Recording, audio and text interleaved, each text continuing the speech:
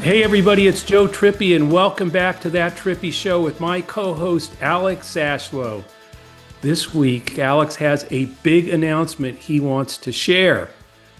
Well, we'll see what that is. Well, it is March Madness Part 2, brother. You were so into it. Nah.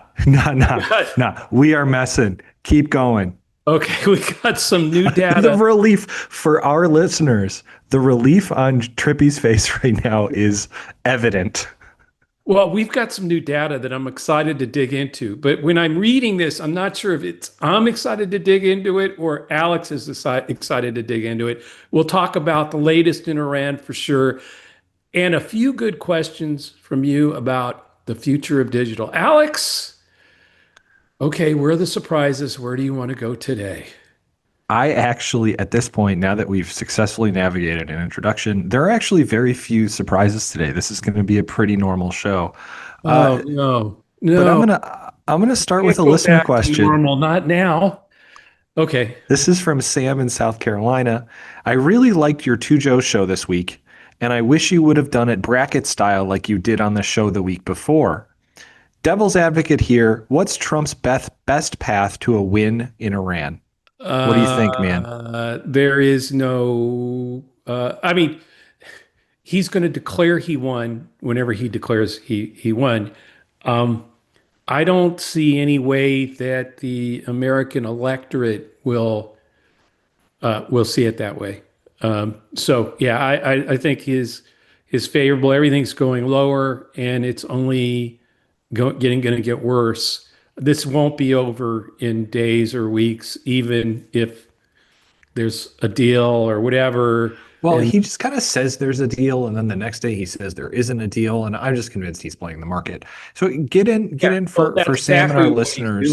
And the market keeps falling for it. Like literally, I know. Hey, it's going to be open soon. Bam, 600 points. Oh, we're still in talks. Or Iran says there are no talks. Bam, it goes down. It's just, it's literally, by the way, they're playing the market and they're also doing insider trading. And some people working on inside information are making millions off the up and downs of his announcements. And it's pretty obvious. And of course, the Republicans in the Senate and the House will not investigate any of that. Well, no, because most of them are doing it too. Participating it. Yeah, they're doing it. So.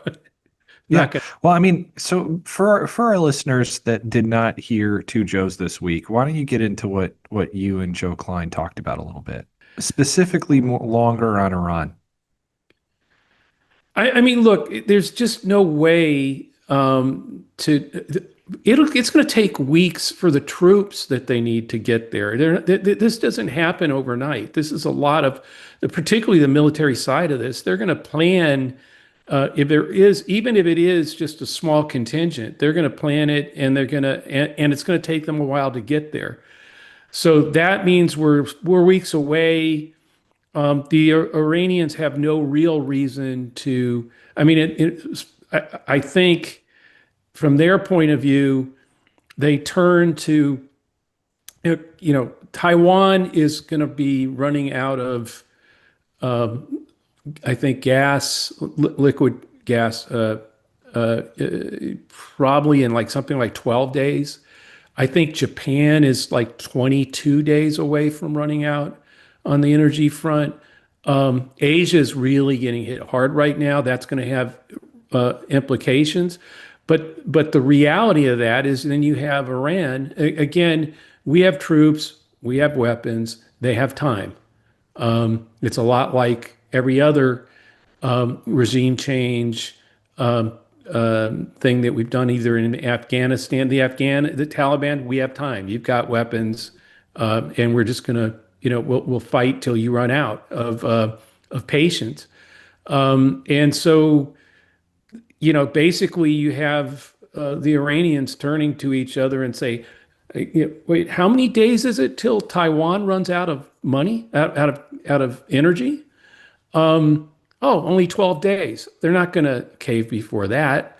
And by the way, when Taiwan doesn't have the energy that it needs to produce silicon chips, they still are the world's leading producer of that. That's going to start whacking AI and everything else. So, no, I don't see, this is not going to be over. And there's no way to put troops on the ground without some casualties. I mean, look, the American military can accomplish anything. They will clear that strait. It's not going to get cleared in days. It's going to take months to clear the mines, to locate every single one of the speedboats, and everything. The drones are, And the coasts, man. yeah, That's and the what's really coast, scary. and it's hard. It's tough to intercept a drone in the first 880 yards to a mile of its launch. I mean, if it's moving across several miles, it's easy to knock out. But it's not when when that ship's literally from the coast a mile away, or so. It's not going to be easy to stop those. They'll be able to over time erode that capacity, but it's not going to be done in a few days. It's going to take months, and Iran has a vote or part of the decision on when this is over. So you look at.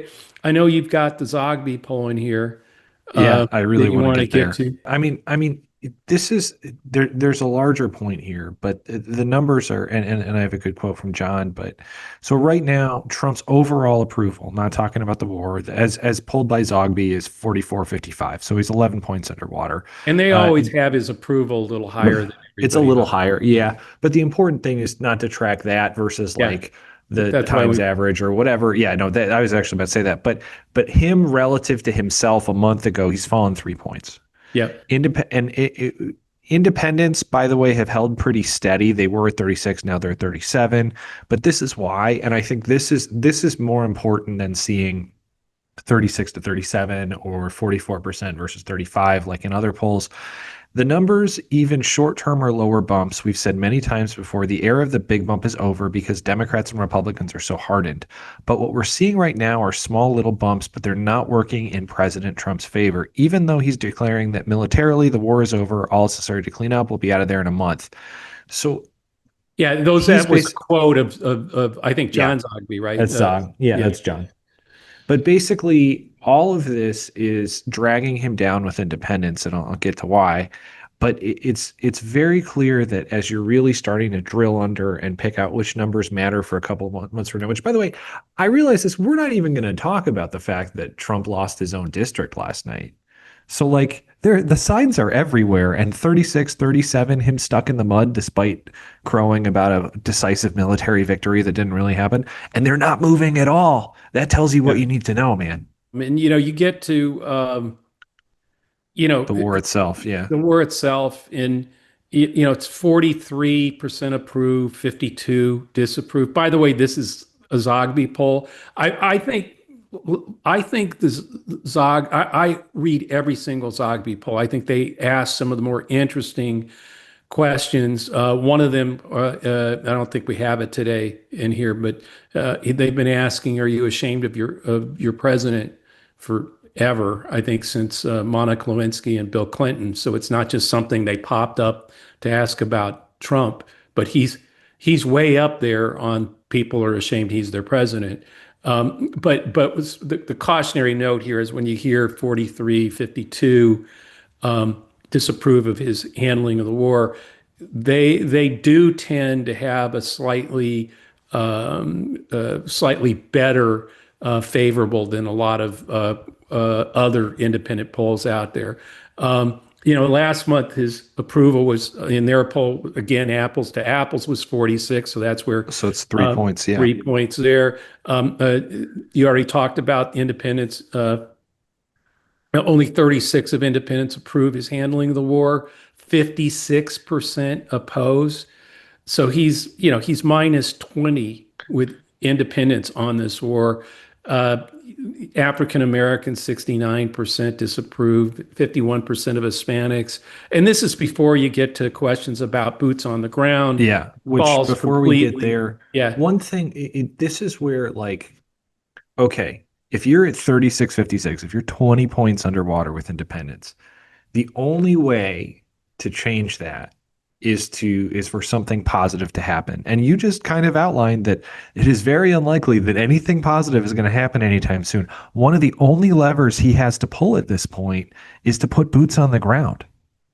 Like that's one of the only things Trump can control this way. You mentioned the Iranians have a big vote here. But so if you go in and you actually put boots on the ground, those numbers crater. They crater. It's 27-63 support oppose. And this is what I really wanted to get to. If you ask Republicans, do you support boots on the ground? It's 48-41 support oppose.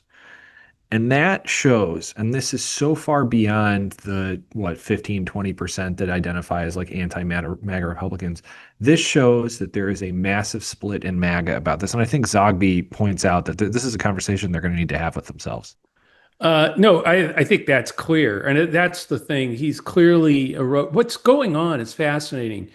Um, it's kind of a tautological, or it's a double reinforcing question. But if you ask, "Are you MAGA?" and they say yes, and you ask, "Okay, do you support Trump?" It's nearly 100% say yes. So if you're saying you're MAGA, you're basically 100% with Trump. What people are missing is that the number of people who answer the first part of that question, "Are you MAGA?"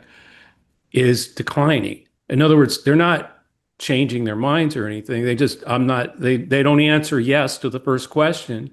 That's how he continues to stay at 100% with anybody who says yes, they're still MAGA. But that number is declining, only slightly, but it is declining. And so this does get into the things you just talked about. 48% of Republicans support boots on the ground, 41% oppose. This kind of gets into the box that he's in, right? And by the way, you can't win by putting 5,000 boots on the ground. That's not going to, I mean, they can achieve some things, but there's no way they're going to, they're going to not run into some severe challenges and casualties at that level if he actually puts them on the ground in Iran, even on the island. But the problem there is if he does put boots on the ground, and I'm talking the reality of what you have to put on the ground. I think at least 70,000, maybe 100,000 or more troops, and much more likely not to take an island or any of those things, but in my view, I think it's staging in Iraq on the border between Iraq and Iran. Tehran's about 200 miles from there. Yeah. It'll take about 100,000 troops to do what we did in Iraq, where we rushed in, Yeah. I mean, they're going to took have it. to control territory. They I have mean, to this is control it. essentially, So yeah, that if you do that, you're in that forever war that I guarantee you more than 41% of MAGA and Republicans will oppose. That's the whole reason they were supporting him. Many of them was he right. was in the forever wars. We weren't going to get into these quagmires in the Middle East. And of course, at that stage, if you do that kind of, invasion, if that's, from there, you're talking about, you broke it, you own it, kind of the same way we got into it with the same thing that made me go to Iraq and try to train up people to create a party. Because after dictatorship, they didn't know what democracy was. So in the middle of the war, I found myself, even though I opposed the war, I was in Iraq, excuse me, because hey, if we don't, having gone in and done what we've done, wiped out energy, destroyed a lot of their capacity. I mean, hell, when I was on the ground there, we used a car battery to actually light up the internet. I mean, to power our server, our routers was all powered. Everything in the place in the messed up place I was sleeping in Right. was the electricity was a car battery. We just swapped it out every day. after it got charged on, charged in a vehicle. And that's, I mean, but that's what we had relegated that place to. And if you see Gaza and places like that, you can't put 100,000 troops in, clear entire territory and take it without inflicting that kind of damage. And then you've got 90 million. This isn't Iraq. This is 90 million people who would be, in a broken country with no capacity for energy or any of that. Particularly as we start dealing with taking out, he's talking about taking out their electric plants and et cetera, and their ability to process oil and get it off that island onto tankers. You take out all that, there's nothing there. There's no way Right. to rebuild anything. We're the ones stuck again. So I don't see and at the same time, um, the Iranians have been planning this for a long time. They knew it was going to happen sooner or later. They've they clearly have not, even though we've decapitated much of their leadership, they're still able to function. And I think they're saying to each other, how many days is it till Taiwan runs out of energy? Oh, 12 days? We can do that. How many days is it till Japan runs out of energy? Oh, 22 days, or has a problem with energy for its plants. 22 days, we can hold out for that. I mean, so there's never. And then, by the way, when is the American election? Oh, November. Can we hold out that long? I Right. don't know the answer that in their heads, but I think that's what's going on the other side. And that's not conducive to some kind of, hey, let's sit and negotiate with with with Witkoff Right. and Right. and Well, no, and my they only son-in-law. want JD now. Yeah, Yeah. yeah, yeah. They want JD because they think he's the biggest isolationist. By the way, I think this is great. In the end, JD wins. If you think he's in this horrible place right now, right? He can't literally be supporting this. But if he's the guy who can end it, be the negotiator that ends it, man, I think that delivers the nomination to him, right? I mean, he gets both sides. MAGA by a big sigh of relief. He gets Trump off the hook. The problem is that I think it's one of those, like, Biden gave Kamala Harris that great job of going taking over Central and South America in terms of working with those governments to stop to deal with immigration down at the source. That was oh, that's a great portfolio. Not.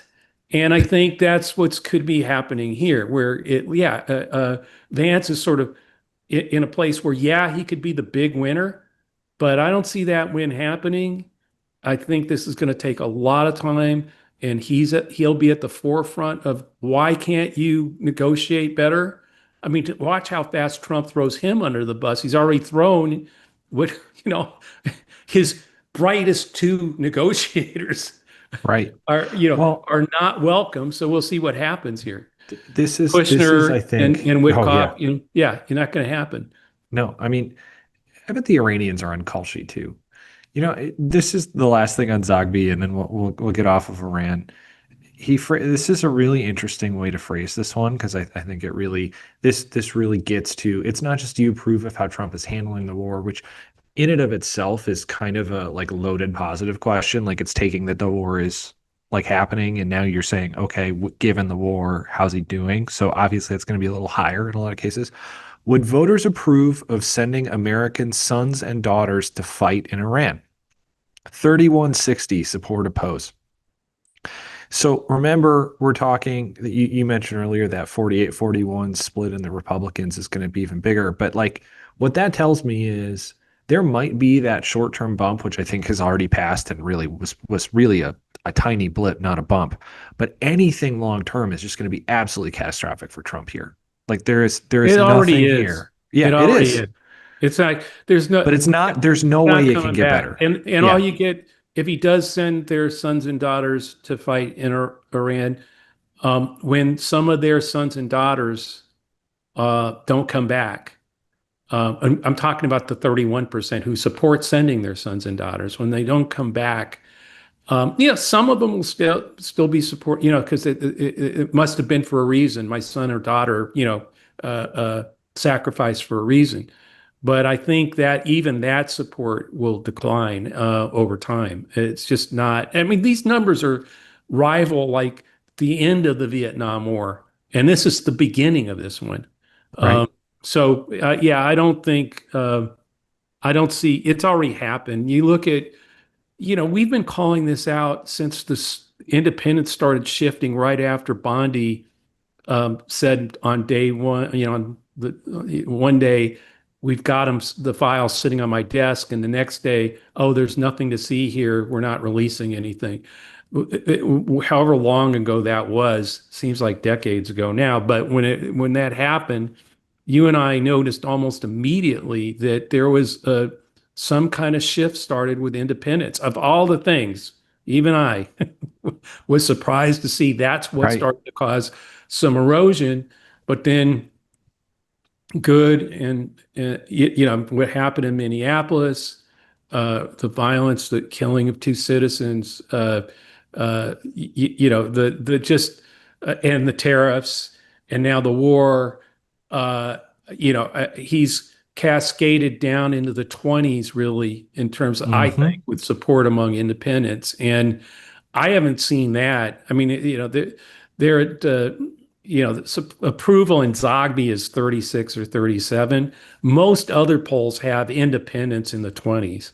And that's what I mean about Zogby's. I really respect them as a polling firm, but I make sure I look at apples to apples, what their, the decline in their own numbers, not versus others. But I tend to believe, after looking at all the data that you and I've looked at, that he's got to be in the 20s with independents. And one of the proof points in that is if you have 95% of Democrats don't support him and 85, 90% of Republicans do, you should be relatively um, in similar ground, particularly if independents are split like they usually are, 53-47, one way or the other.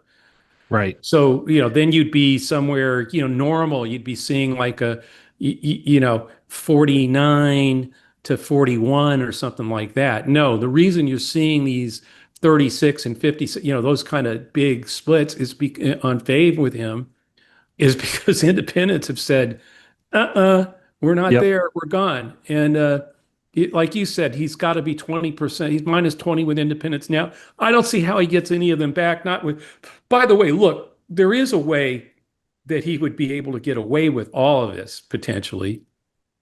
And that would be if inflation was at 2%, wages were going up, the people were like rolling in cash, buying cars, buying homes, being able, the economy just really at the individual family level was just booming, and they were happy.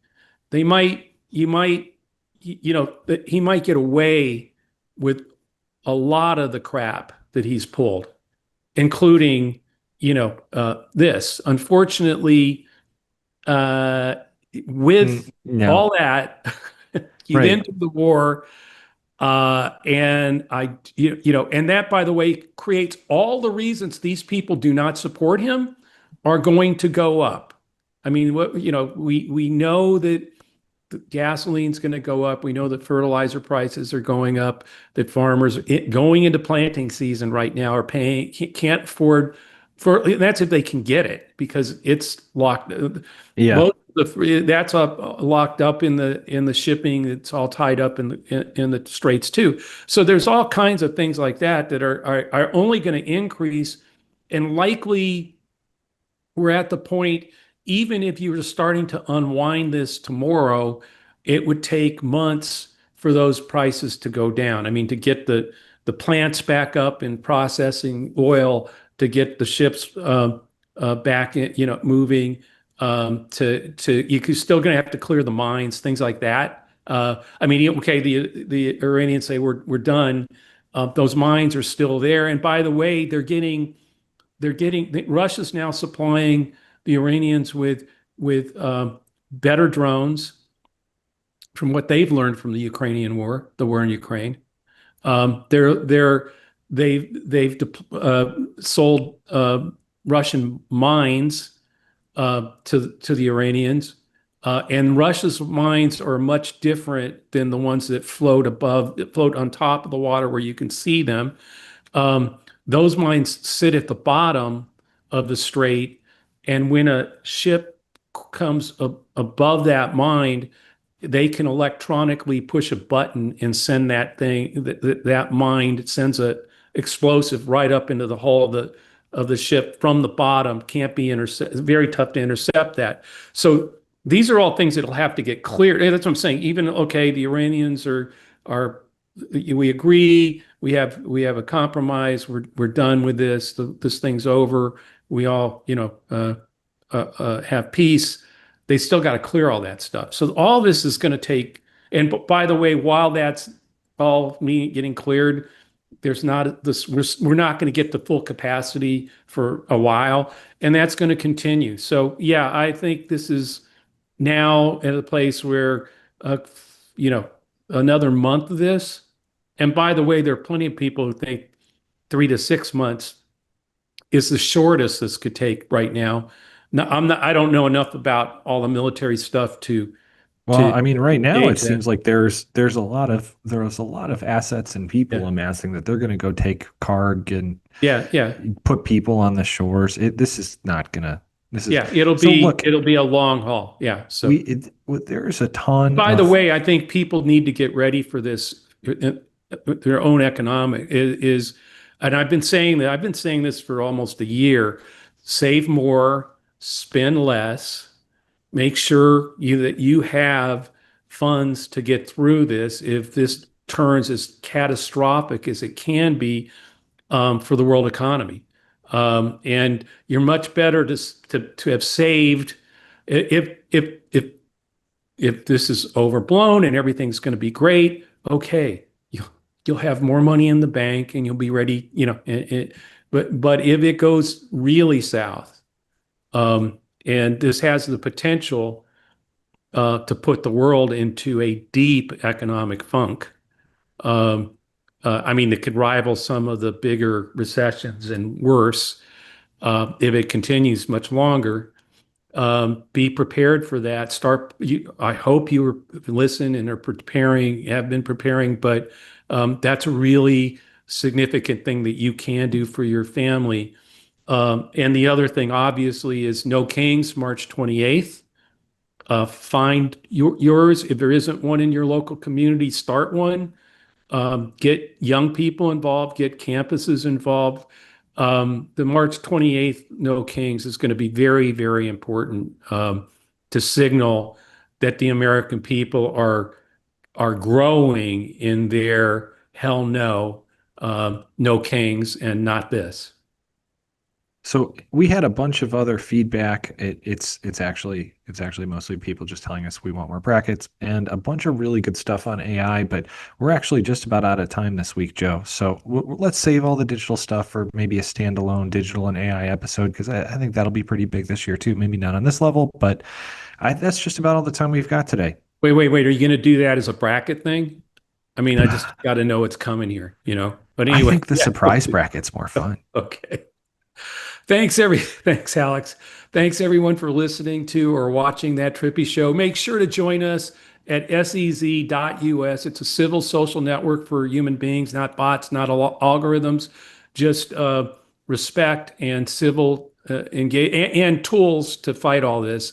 This podcast will always be free and is part of Lincoln Square, so check out the latest at lincolnsquare.media. Also, I have a few shows, Joe Trippi, On the Ground with Joe Trippi in Iowa.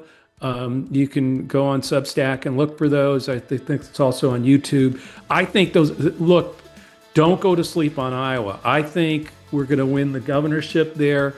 I think we have two excellent Senate candidates that are going to give Senator Hinson a run for her money. Either of them is a dead heat with her in the last public polls. And I think we're going to flip two of the, not just two, but three House seats there. So you may want to listen to all those, and would love to get feedback. Also, if you're listening to this episode on YouTube, please like and subscribe to get alerts when we post the next episode. You can always send us a question to thattrippishow@gmail.com, or leave us a question in the review on iTunes. We'll see you next week. Thanks for listening and watching.